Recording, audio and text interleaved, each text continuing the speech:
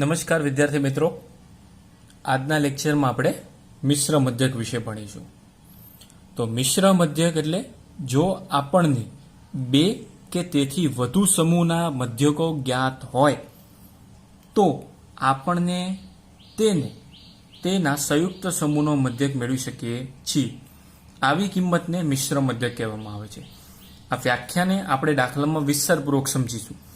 અહીંયા હું કહેવા માંગે બે કે તેથી વધુ એટલે એક કરતાં વધારે, દાખલાની રકમની અંદર એક કરતાં વધારે એટલે કે બે કે બેથી વધુ મધ્યકો આપેલા હોય એટલે સમજી જવાનું કે દાખલામાં આપણે મિશ્ર મધ્યક શોધવાનો છે. દાખલાની ઓળખવાની મેથડ એકમાત્ર કે દાખલામાં એક કરતાં વધારે મતલબ કે બે કે બેથી વધુ મધ્યકોનો સમૂહ આપેલો હોય તો આપણને એવું ખબર પડતી હોય, મધ્યક શબ્દનો ઉલ્લેખ કરેલો જ હોય તો આપણે એને સમજીશું મિશ્ર મધ્યકનો દાખલો. તેને સંકેતમાં x બાર c વડે દર્શાવાય. ફોર્મ્યુલા પણ સરસ છે, મેં સીધી ફોર્મ્યુલા લખી છે. x બાર c સંકેતમાં x બાર c વડે દર્શાવાય is equal to n1. n1 એટલે ટોટલ સંખ્યા, અવલોકન આપેલા હશે તમને દાખલાની રકમમાં, નંબર ઓફ એમ્પ્લોય આપેલા હોય કે નંબર ઓફ એલિમેન્ટ્સ આપેલા હોય, કોઈ પણ વસ્તુ આપેલી હોય તો n1 x બાર 1 એટલે કે n1 નો મલ્ટિપ્લિકેશન x બાર 1 સાથે પ્લસ n2 નું મલ્ટિપ્લિકેશન x2 સાથે, નીચે n1 પ્લસ n2. આનો સરવાળો n1 નો અને n2 નો સરવાળો, જેને કેપિટલ N પણ કહેવાય, એટલે કે કુલ અવલોકનો એમ. ત્યારબાદ આપણે ભારિત મધ્યક જોઈએ. તો ભારિત મધ્યકની અંદર એને સંકેતમાં x બાર w વડે દર્શાવાય. ખૂબ સરસ છે. હવે આપણે આના દાખલા, એનું એક ફોર્મેટ છે કે દાખલાની રકમમાં તમને x આપેલો હોય, પછી w ને ભાર કહીશું, ભાર એટલે w, તો સિગ્મા w. આ ભાર ધોરણ 12 ની અંદર પણ આવશે, ચેપ્ટર નંબર 1 સૂચકાંકની અંદર આવશે. અને wx એટલે કે આ બંને પદોનો ગુણાકાર અને પછી આ ગુણાકાર કરી નીચે એનો સરવાળો કરી નાખવાનો. ફોર્મ્યુલા પણ ઇઝી છે. x by w is equal to sigma wx upon sigma w. આ કિંમતને ઉપર અને આને છેદમાં લખી નાખવાનું, સિગ્મા w ને. તો વિદ્યાર્થી મિત્રો, આપણે જોઈએ દાખલા નંબર સ્વાધ્યાય 3.2 નો દાખલા નંબર 1. એમાં લખ્યું છે કે એક ફેક્ટરીના 75 કુશળ કારીગરોને, કેટલા કારીગર કીધા? 75 કુશળ કારીગરોને આપવામાં આવતા દૈનિક વેતનનો મધ્યક 280 રૂપિયા, જ્યારે 125 બિનકુશળ કારીગરોના દૈનિક વેતનનો મધ્યક 150. દાખલાની રકમમાં જો એક કરતાં વધારે વખત મધ્યક શબ્દનો ઉલ્લેખ થયેલો છે, એક કરતાં વધારે વખત એટલે કે બે કે બેથી વધુ વખત, તો આપણને એવી તો ખબર પડી ગઈ કે દાખલો એ મિશ્ર મધ્યકનો છે. દાખલાની રકમમાં એવું લખ્યું નથી કે તમે મિશ્ર મધ્યક શોધો, તેમ છતાં આપણે મેં શીખવાડ્યું એ પ્રમાણે ઓળખશું કઈ રીતના આપણે. તો દાખલાની રકમમાં બે કે બેથી વધારે વખત મધ્યક શબ્દનો ઉલ્લેખ થયેલો હોય, આપણે જ્ઞાત એટલે ખબર પડતી હોય, તો આપણે એ દાખલાની અંદર મિશ્ર મધ્યક શોધીશું. આટલું યાદ રાખવાનું. તો પહેલા કીધું કે એક ફેક્ટરીમાં 75 કુશળ કારીગરો, 75 કુશળ કારીગરો નંબર ઓફ એમ્પ્લોય થયા. તો આપણે પહેલા આપેલા છે તો આપણે શું ગણીશું? 75 કુશળ કારીગરોને આપણે n1 કહીએ પહેલા. હવે ત્યારબાદ દૈનિક વેતનનો મધ્યક એટલે કે એનો જ વેતનનો મધ્યક x બાર 1 કેટલા આપ્યા છે? તો કે 280. ત્યારબાદ આગળ વાત છે કે જ્યારે બિનકુશળ, આ કુશળ કારીગરો છે, કુશળ કારીગરો 75, તો આમ બિનકુશળ કેટલા છે? તો એને n2 125. ત્યારબાદ આવી રીતના x બાર 2 150. ઘણી વખત n1 n2 n3 પણ હોઈ શકે, એવું જરૂરી નથી કે ખાલી બે જ વખત n આવે. વ્યાખ્યા કીધેલું છે, વ્યાખ્યામાં લખેલું છે. શું લખ્યું છે કે જો આપણને બે કે તેથી વધુ સમૂહના મધ્યકો જ્ઞાત થતા હોય, એટલે કે બે પણ હોય અને બે થી વધારે પણ હોઈ શકે, એટલે એનો મતલબ કે x બાર 1 x બાર 2 x બાર 3 x બાર 4 પણ હોઈ શકે અમુક રકમની અંદર. તો આપણે હવે સૂત્ર લગાડીશું. તો x bar c is equal to n1 into x bar 1 plus n2 into x બાર 2, નીચે n1 પ્લસ n2. હવે જે રીતના રકમ લખી છે એ પ્રમાણે, આ જે રીતના સૂત્ર લખ્યું છે એ પ્રમાણે આપણે કિંમત મૂકીએ. n1 ની કિંમત કેટલી છે? તો કે 75. 75 નો ગુણાકાર કોની સાથે? તો કે x બાર 1 સાથે. તો x બાર 1 નો ગુણાકાર કરીશું 280 પ્લસ n2. n2 કેટલા છે? તો કે 125.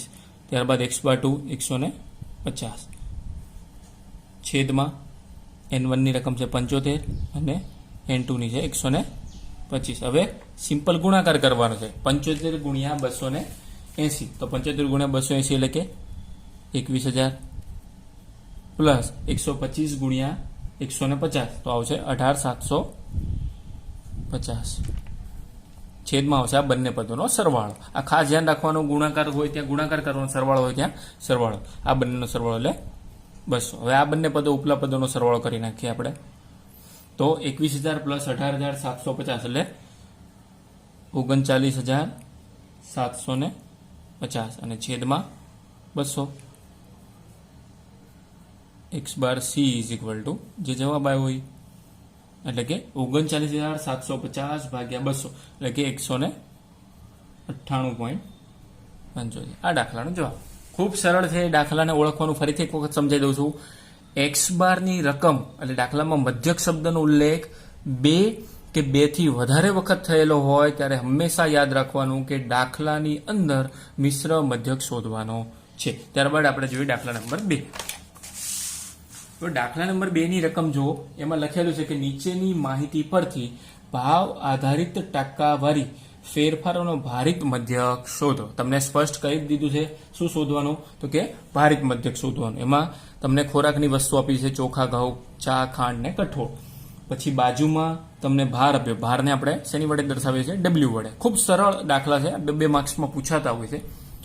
હવે આ પદોનો આપણે સરવાળો કરીએ અને પછી એક્સ ની રકમ આપી, ભાવનો ટકાવારી ફેરફાર. ધોરણ 12 ની અંદર સેમ આવા દાખલા આવે છે. સૂચકાંકની અંદર આવે છે, ભારિત સરેરાશના દાખલા જેને કહેવાય છે. એ 3 ગુણમાં આવે છે, પણ ધોરણ 11 ની અંદર આ દાખલાને આપણે ભારિત મધ્યકના દાખલા તરીકે ઓળખાય છે. ત્યાં ભારિત સરેરાશ 12માં અને આપણે અહીંયા ભારિત મધ્યક તરીકે ઓળખીએ. તો હવે આ બધા પદોનો સરવાળો થાય છે 32 એટલે કે સિગ્મા ડબલ્યુ બરાબર 32. હવે કશું જ નથી કરવાનું. ડબલ્યુ અને એક્સ નો ગુણાકાર, આ ડબલ્યુ આ એક્સ, ભારને સંકેતમાં કીધું એ પ્રમાણે ડબલ્યુ કહીશું 134 ગુણ્યા 7 તો કે 938. એવી રીતના 125 ગુણ્યા એટલે કે 1250. એવી રીતના 115 ગુણ્યા 5 575. 97 ગુણ્યા 8 776. 120 ગુણ્યા 2 240. હવે આ બધા પદોનો સરવાળો એટલે સિગ્મા ડબલ્યુ એક્સ તો એના સરવાળો આવશે 3779. હવે સિગ્મા ડબલ્યુ એક્સ ની આપણે એક રકમ મળી કે sigma W X upon sigma W, તો 3779 divide by 32 is equal to, હવે આ 3779 ડિવાઈડ બાય 32 તો કેટલા આવશે, તો કે 118.09%. કઈ રીતના ટકા આયા, તો કે આપણને દાખલાની અંદર સ્પષ્ટ અહીંયા કીધેલું છે. દાખલામાં ઉપર કીધું છે કે ભાવ આધારિત ટકાવારી ફેરફારોનો ભારિત મધ્યક શોધો. તો આપણે એને ટકાવારી વડે દર્શાવવું પડે. આ ખાસ યાદ રાખવાનું, ટકાવારી સ્વરૂપે કીધું હોય તો જ આપણે ટકાવારી લગાવીશું, નહીં તો ટકાવારી લગાવવાની જરૂરિયાત નથી. જે સ્વરૂપે કીધું એ સ્વરૂપે આપણે લગાવીશું. અને ટકાવારી લખ્યું છે કે ભાવ આધારિત ટકાવારી ફેરફારોનો ભારિત મધ્યક શોધો, એટલે આપણે અહીંયા ટકાવારી એડ કર્યું. હવે ત્યારબાદ દાખલા નંબર 3. દાખલા નંબર 3 ની અંદર એક ઓફિસમાં કામ કરતા 2 ઓફિસર, 10 ક્લાર્ક અને 3 પટ્ટાવાળા સ્ટાફ પિકનિક માટે ફાળો આપે છે. દરેક વ્યક્તિનો ફાળો નીચેના કોષ્ટકમાં આપેલો છે. હવે તમને ત્યાં સ્ટાફ આપી દીધેલા છે, તો હું પેલા સૌપ્રથમ સ્ટાફ લખી નાખું છું. કયા કયા છે રકમમાં તમને દેખાય છે. તો સૌથી પહેલા છે ઓફિસર, ત્યારબાદ છે ઓફિસર, પછી ક્લાર્ક અને એની પછી છેલ્લે પટ્ટાવાળા. હવે પટ્ટાવાળો પતી ગયો. હવે ત્યારબાદ દાખલાની રકમમાં દરેક વ્યક્તિનો ફાળો નીચેના કોષ્ટકમાં આપેલો છે. હવે આ દાખલાની અંદર આપણે ઓળખવું કઈ રીતના કે આ દાખલો શેનો આપેલો. દાખલામાં ખબર તો પડી ગઈ, લખ્યું છે આગળ રકમમાં કે ભારિત મધ્યકનો ઉપયોગ કરી વ્યક્તિ દીઠ ફાળાનો મધ્યક શોધો. એટલે આપણે ભારિત મધ્યક જ શોધવાનું છે. પણ ઉપલા દાખલામાં જેવી રીતના ડબલ્યુ અને એક્સ આપેલો તો ભાર લખ્યું હતું, એમ આ નીચેના દાખલામાં તમને ભાર કે ડબલ્યુ આપેલો, મતલબ ડબલ્યુ આપેલો નથી અને એક્સ ની રકમ પણ અલગથી તમને એવું ડિફાઇન કરેલું નથી. તો ઓળખીશું કઈ રીતના કે કોને આપણે ભાર કહીશું અને કોને એક્સ કહીશું. તો ભારની કિંમત હંમેશા નાની હોય. કોની કમ્પેરમાં, તો કે એક્સ ની કમ્પેરમાં ભારની રકમ કેવી હોય, નાની. તો આપણે ભાર લખી નાખીએ સૌપ્રથમ. હવે આપણને દેખાય છે 2, 10 ને 3, એ શું હશે, તો ભાર હશે. રકમને ઓળખતા ફરીથી એક વખત આગળ હું તમને શીખવાડું કઈ રીતના ઓળખીશો કે કોને ડબલ્યુ કહીશો જ્યારે ન આપેલું હોય ત્યારે. આપેલું હોય ઉપલા દાખલામાં તો તમને ભાર આપેલો હતો, લખ્યું હતું, પણ આ દાખલામાં આપેલો નતો તો ઓળખશું કઈ રીતના? તો કે દાખલાની અંદર રકમ નાની હોય, એક્સની કમ્પેરમાં ભારની રકમ કેવી હોય? હંમેશા નાની જ હોય. તો હવે આપણે અહીંયા એક્સની રકમ લખીએ. તો એક્સ એટલે કે પિકનિક વાળા, એના કેટલા રૂપિયા? તો કે 1000 રૂપિયા, ત્યારબાદ 500 રૂપિયા અને ત્યારબાદ 200 રૂપિયા. હવે આનો સરવાળાને આપણે કહીશું સિગ્મા ડબલ્યુ. 10 ને 3 13 ને 2 15. હવે કશું નથી કરવું, ઉપલા દાખલામાં કર્યું એવી રીતના સિગ્મા ડબલ્યુ એક્સ આ બંને પદોનો ગુણાકાર 1000 ગુણ્યા 2 એટલે 2000, અહીંયા 5000 અને અહીંયા 600. હવે આ બધા પદોનો સરવાળો એટલે કે સિગ્મા ડબલ્યુ એક્સ બરાબર 7600. હવે કંઈ નથી કરવાનું, અહીંયા રકમમાં આપણે સૂત્ર પ્રમાણે કિંમત મૂકી દેવાની, સૂત્રમાં કિંમત મૂકી દેવાની રકમ તો 7600 એના ભાગ્યા 15. તો આપણે અહીંયા એક્સ બાય ડબલ્યુ આ દાખલાનો જવાબ થઈ ગયો. તો કે આવશે 7600 ભાગ્યા 15 તો 506.67. આ ખાસ યાદ રાખવાનું. ફરીથી હજી એક વખત સમજાવી દઉં છું કે જે દાખલાની અંદર ભાર શબ્દનો ઉલ્લેખ ન થયેલો હોય, તમને ભારિત મદદ શોધવાનું કીધું હોય તો કોને એક્સ કહીશું કોને ભાર કહીશું કેમ ખબર પડે? તો એક્સની કમ્પેરમાં ભારની રકમ કેવી હોય? હંમેશા નાની હોય. ઉપલા દાખલામાં પણ જોઈ લો એક્સની કમ્પેરમાં ભારની રકમ કેવી છે? તો કે નાની છે. એમ આ દાખલામાં પણ એવું જ છે. ત્યારબાદ જોઈએ આપણે દાખલા નંબર 4. દાખલાની રકમ વાંચીશું કે એક વિદ્યાર્થીને 7 થિયરી પેપરમાં મળતા ગુણનો મધ્યક 62. 7 થિયરી પેપર પછી અને 3 પ્રેક્ટિકલ પરીક્ષાના તેનો ગુણનો મધ્યક કેટલો હોવો જોઈએ? ઉપલું પદ જુઓ એટલે દાખલો ઓળખાશે કે દાખલામાં x/2 ની રકમ આપેલી નથી. તો પ્રશ્ન એ જ થાય કે સર ખબર કેમ પડે? તો ખબર આવી રીતના પડે. ફરીથી પહેલી લાઈન વાંચો કે એક વિદ્યાર્થીને 7 થિયરી પેપર અને 3 પ્રેક્ટિકલ પેપર. તો થિયરી અને પ્રેક્ટિકલ આ બંને N1 N2 છે. જ્યારે x/1 કેટલો છે? તો કે 62, x/2 આપેલો નથી. તો તમને એમ થાય કે સર જે 68 આપ્યા છે એ શેના છે? એટલે કે જેથી સંપૂર્ણ પરીક્ષામાં તેના ગુણનો મધ્યક 68 થાય એ શું છે? તો કે એ x/c ની રકમ છે. તો સર ખબર કઈ રીતના પડે પરીક્ષામાં કે આ દાખલો ખૂટતી રકમ વાળો છે? તો દાખલાની રકમ ધ્યાનથી વાંચો. જો ફરીથી એક વખત કે એક વિદ્યાર્થીને 7 થિયરી પેપરમાં મળતા ગુણનો મધ્યક 62 છે, જ્યારે 3 પ્રેક્ટિકલ પરીક્ષામાં તેના ગુણનો મધ્યક કેટલો હોવો જોઈએ એવું આપણને પૂછેલું છે. રકમ આપી નથી. જ્યારે x1 ની 62 રકમ આપેલી છે, જ્યારે x2 ની રકમ આપેલી નથી. દેટ મીન્સ કે દાખલાની અંદર આપણે x/2 ફાઇન્ડ કરવાનો છે અને x/c ની રકમ આપી છે આપણને 68. તો આપણે સૌ પ્રથમ લખી નાખીએ કે N1 તો 7 થિયરી પેપર. હવે એનો ને એનો x/1, એનો x/1 કેટલો થશે? તો દાખલામાં આપેલો છે કેટલો? તો કે 62. ત્યારબાદ જોઈએ N2 એટલે કે પ્રેક્ટિકલ વિશે. આ થિયરી છે, આ પ્રેક્ટિકલ છે. પ્રેક્ટિકલ 3 છે પણ અહીંયા x/2 આપેલા નથી.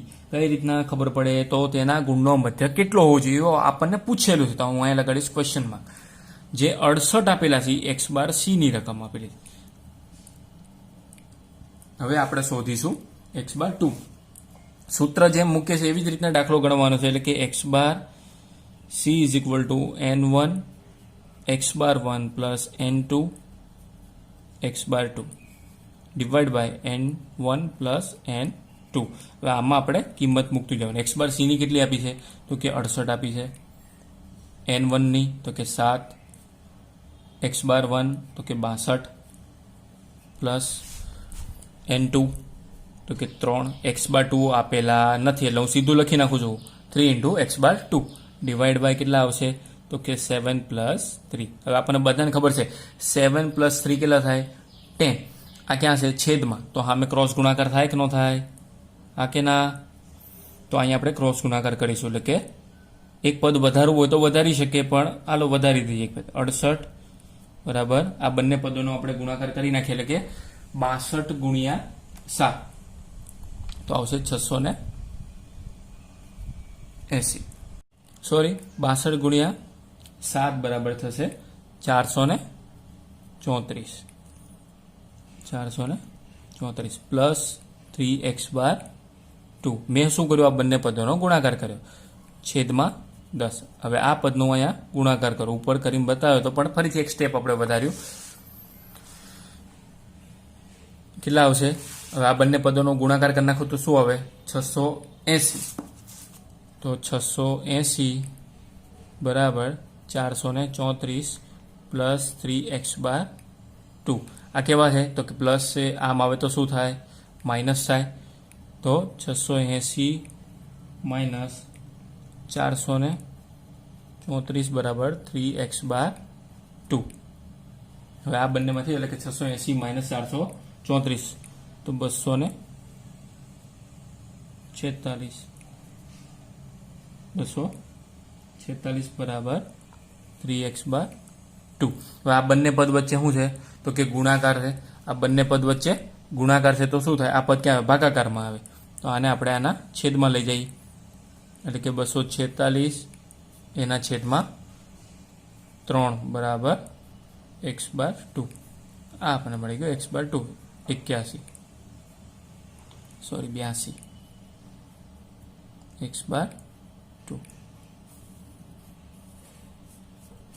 x/2 આપણને રકમ મળી ગઈ.